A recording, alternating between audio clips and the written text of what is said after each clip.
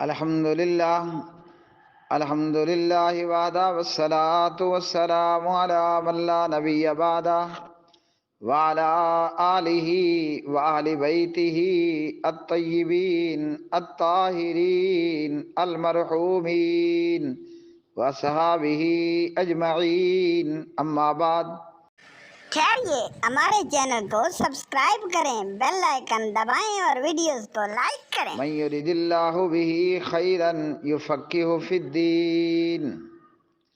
پاسباں مل گئے کعبے کو صنم خانے سے۔ عرب کے ذہین ترین افراد میں جن کا شمار ہوتا تھا، جو نکلے تو تھے کہ اسلام اور پیغمبر اسلام صلی اللہ علیہ وسلم کا خاتمہ کر دیں، لیکن اللہ سبحانہ و تعالیٰ نے ان کے ساتھ ارادہ خیر فرمایا اور وہ اسلام کے دشمن اسلام کے پاسباں بن گئے، اللہ تعالیٰ کی رحمت اور اللہ کے کرم سے۔ عالم عرب کے ذہین ترین فرد جناب حضرت عمر بن عاص رضی اللہ تعالی عنہ کے قبول اسلام کا واقعہ۔ جناب عمر بن عاص جن کا شمار ان لوگوں میں ہوتا ہے جو غزوہ خندق میں مدینہ پاک پر حملہ آور ہوئے کہ اسلام کا اور مسلمانوں کا، پیغمبر اسلام صلی اللہ علیہ وسلم کا اور مسلمانوں کی دن بدن بڑھتی ہوئی جمعیت کا خاتمہ کر دیا جائے۔ جناب حضرت عمر بن عاص رضی اللہ عنہ کہتے ہیں اپنی کہانی خود اپنی زبانی بیان کرتے ہوئے کہ جب ہم غزوہ خندق سے واپس آئے تو میں نے مکہ میں قریش کے چند بڑے بڑے لوگوں کو جمع کیا اور ان کے سامنے اپنی بات رکھی کہ آپ لوگ اچھی طرح یہ جانتے ہو کہ دن بدن محمد کا دین ترقی پر ترقی کرتے چلے جا رہا ہے صلی اللہ علیہ وسلم۔ اور میرے بھائیوں اور میری بہنوں، محمد کا دین کیا تھا صلی اللہ علیہ وسلم، اور کیا ہے کہ عبادت اسی کی جائے جو ساری کائنات کا خالق ہے، مالک ہے، داتا ہے، دستگیر ہے۔ عمر بن عاص کہتے ہیں کہ میں نے قریش کے لوگوں کو جمع کیا اور کہا کہ تم دیکھ رہے ہو کہ محمد کا دین دن بدن روز بروز ترقی پر ترقی کرتے چلے جا رہا ہے صلی اللہ علیہ وسلم۔ اب یہ دین اتنا ترقی کر چکا، یعنی اسلام دین، کہ اب ہم عربوں کا اس سے ٹکر لینا ناممکن نہیں تو مشکل ضرور ہو چکا ہے۔ اگر ہم یہ چاہتے ہیں کہ اس دین کو، دین اسلام کو جڑ سے اکھاڑ پھینکیں، تو اس کے لیے ہمیں کوئی سوچا سمجھا ٹھوس مضبوط کام کرنا ہوگا، کوئی ٹھوس اور مضبوط قدم اٹھانا پڑے گا، اور ہم اسلام دین کو ختم کرنے میں جتنی تاخیر اور سستی کے شکار ہوں گے اتنا زیادہ نقصانات کا سامنا کرنا پڑے گا۔ پہلے لا الہ الا اللہ کی بات کرنے والا اکیلا محمد تھا صلی اللہ علیہ وسلم۔ اب تعداد لا الہ الا اللہ پڑھنے والوں، لا الہ الا اللہ کی دعوت دینے والوں کی تعداد اب جو ہے وہ ہزاروں میں پہنچتی چلی جا رہی ہے۔ عمر بن عاص اہل قریش کو، اہل مکہ کو اپنی تجویز پیش کرتے ہیں کہ میری تجویز اور میری رائے یہ ہے کہ ہم شاہ حبشہ کے پاس چلیں اور کچھ دنوں کے لیے وہاں اپنی بود و باش اختیار کر لیں اور جا کر شاہ حبشہ سے اس معاملے میں کوئی مدد اور تعاون کا معاملہ لیں۔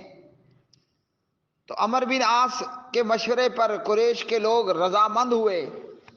عمر بن عاص نے کہا کہ اب میرے پاس کچھ چیزیں جمع کراؤ تاکہ ہم شاہ حبشہ اسامہ کو ہدیتن وہ تحفے اور تحائف پیش کریں جس سے وہ ہم سے خوش ہو اور ہمارے ساتھ تعاون کرنے پر تیار ہو۔ چنانچہ تمام لوگوں نے شاہ حبشہ کو تحفہ اور ہدیہ دینے کے لیے بہت سارا چمڑا اکٹھا کیا کہ حبشہ کے بادشاہ کو چمڑا پسند تھا۔ جب یہ نجاشی کے دربار میں پہنچے تو وہاں کیا دیکھتے ہیں کہ جناب نبی پاک صلی اللہ علیہ وسلم کے ایلچی، آپ کے سفیر عمر بن امیہ رضی اللہ عنہ شاہ حبشہ کے دربار سے نکلتے ہوئے نظر آئے۔ عمر بن عاص نے اپنے دوستوں سمیت شاہ حبشہ کے دربار میں انٹری کی، داخل ہوئے اور حبشہ کے بادشاہ سے سلام دعا کی۔ حبشہ کے بادشاہ نے عمر بن عاص کا استقبال کیا اور کہا مرحبا بصدیقی، میرے دوست کا آنا مبارک ہو، اہدیت الیہ من بلادک شیئا، اپنے ملک سے میرے لیے کوئی تحفہ وغیرہ بھی لائے ہو؟ تو عمر بن عاص نے کہا کہ ہاں بادشاہ سلامت، ہم آپ کے لیے تحفتاً بہت سارا چمڑا لے کر آئے ہیں۔ شاہ حبشہ اس تحفے پر خوش ہوا۔ عمر بن عاص نے دیکھا کہ لوہا گرم ہے، چوٹ لگائیں گے تو کام بن جائے گا۔ عمر بن عاص کہنے لگا کہ بادشاہ سلامت، ابھی آپ کے دربار میں سے ایک آدمی باہر گیا ہے، وہ ہمارے دشمن کا سفیر ہے، آپ اسے ہمارے حوالے کیجئے تاکہ ہم اسے جان سے مار ڈالیں۔ عمر بن عاص کے منہ سے یہ بات سننا تھی کہ نجاشی غصے سے بھڑک اٹھا اور اپنے ہی چہرے پر غصے کے مارے اس نے اپنی ناک پر تھپڑ دے مارا۔ عمر بن عاص کہتے ہیں فغاضب ثم مد یدہ فضرب بها انفہ ضربۃ ظننت انہ قد کسرہ فلو انشقت لی الارض لدخلت فیہا فرقا منہ۔ میری یہ بات سن کر نجاشی غضبناک ہو گیا، اپنی ناک پر تھپڑ دے مارا۔ عمر بن عاص کہتے ہیں میں نے سمجھ لیا کہ تھپڑ جس زور سے پڑا ہے، ہو نہ ہو بادشاہ سلامت کی ناک تو ضرور ٹوٹی ہوگی۔ عمر بن عاص اس حالت کو دیکھ کر انہوں نے دل میں یہ آرزو کی کہ کاش زمین پھٹ جاتی اور زمین مجھے نگل لیتی اور میں زمین میں چھپ جاتا۔ یعنی عمر بن عاص نے سمجھ لیا کہ اب میری شاہ حبشہ کے ہاں خیر نہیں ہے۔ عمر بن عاص معاملے کو ٹھنڈا کرنے کے لیے کہتے ہیں ایھا الملک، بادشاہ سلامت، واللہ لو ظننت انک تکرہ ھذا ما سألتکہ، اگر مجھے ذرہ برابر بھی خیال ہوتا کہ آپ ناراض ہو جائیں گے، میں آپ سے ایسی بات کرتا ہی نہیں۔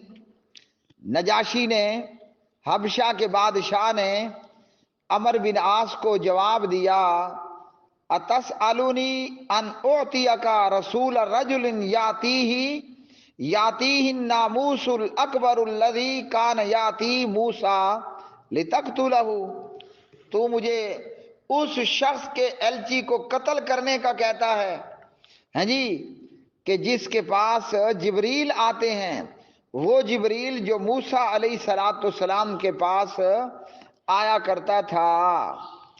نجاشی سے عمر بن عاص نے کہا کہ یہ محمد صلی اللہ علیہ وسلم واقعتاً حضرت موسیٰ کی طرح کے نبی ہیں علیہ السلام۔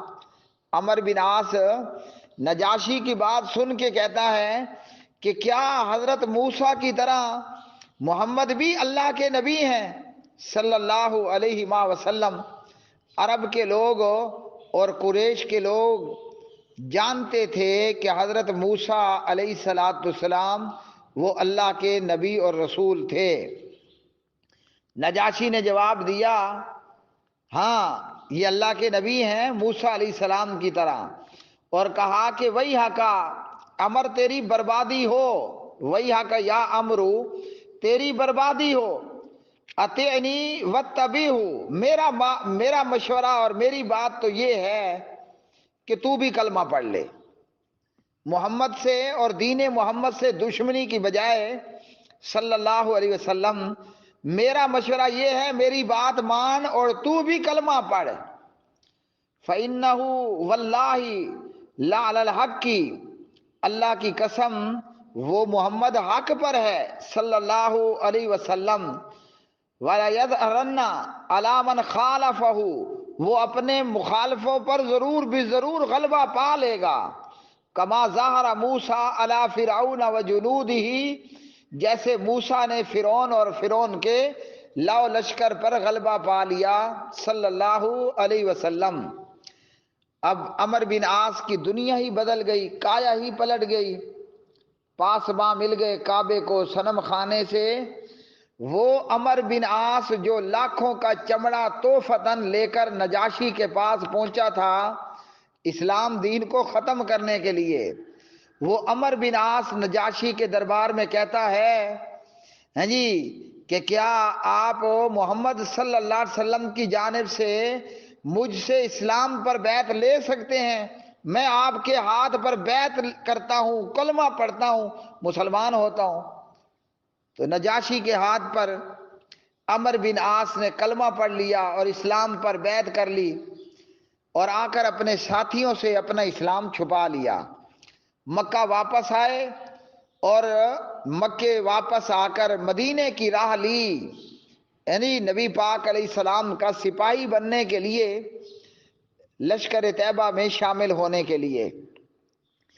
अमर बिन आस कहते हैं कि जब मैं मक्का से निकला तो मुझे रास्ते में खालिद बिन वलीद और उस्मान बिन तला भी मिल गए रजी अल्लाह अन्हुम अजमईन। उनसे पूछा कि कहाँ का इरादा है नौजवानों?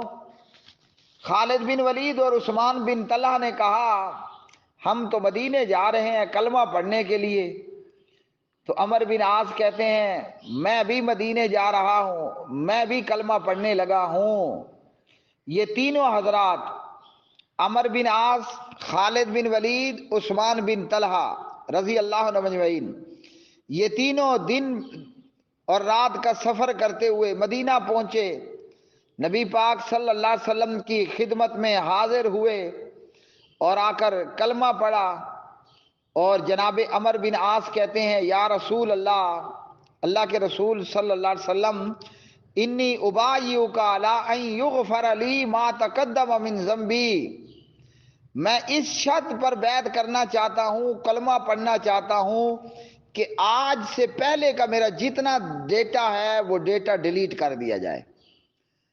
आज से पहले का मेरा जितना डेटा है वो सारा डेटा डिलीट मार करके आल डिलीट कर दिया जाए, मेरी जिंदगी के सारे पिछले गुनाह माफ हो जाएं। तो प्यारे नबी सल्लल्लाहु अलैहि वसल्लम ने अमर बिन आस से कहा या अमरो बाये फ़इन्नल इस्लामा, ए अमर तू बैत कर, कलमा पढ़। इस्लाम कबूल कर लेने पर आदमी के सारे पिछले गुनाह वो डिलीट कर दिए जाते हैं, मिटा दिए जाते हैं। जैसे बंदा हिजरत करने से, जब बंदा हिजरत कर ले तो उसके सारे पिछले गुनाह माफ हो जाते हैं, इसी तरह जब काफिर मुसलमान हो जाए, कलमा पढ़ ले, उसकी जिंदगी 70 साल की है, 100 की है, वो जितनी भी जिंदगी पीछे गुजार चुका, जब आदमी अशहदु अल्लाह इलाहा इल्लल्लाह व अशहदु अन्ना मुहम्मदन अब्दु व रसूलु कलमा पढ़ लेता है तो अल्लाह उसकी जिंदगी के सारे गुनाह माफ कर देता है। मतलब नबी पाक अलैहिस्सलाम ने ये कहना चाहा अमर बिन आस तू कलमा पढ़, कलमा पढ़ेगा तो आज ऐसे हो जाएगा कि अमर बिन आस को जैसे उसकी माँ ने अभी अभी जन्म दिया है। तो पैदा होते हुए नौ मौलूद का बच्चे के कोई गुनाह होते हैं? जवाब यही है कि कोई गुनाह नहीं। तो जनाबे अमर बिन आस रज़ी अल्लाह ताला अन्हो इस्लाम मिटाने निकले थे, हाँ जी, और कलमा पढ़ करके इस्लाम के पास माँ बन गए। अमर बिन आस वो सहाबी हैं जिन्होंने नबी पाक अलैहिस्सलातु वस्सलाम से بہت ساری احادیث کو بھی روایت کیا ہے عیاں شورش تاتار کے افسانے سے پاسباں مل گئے کعبے کو.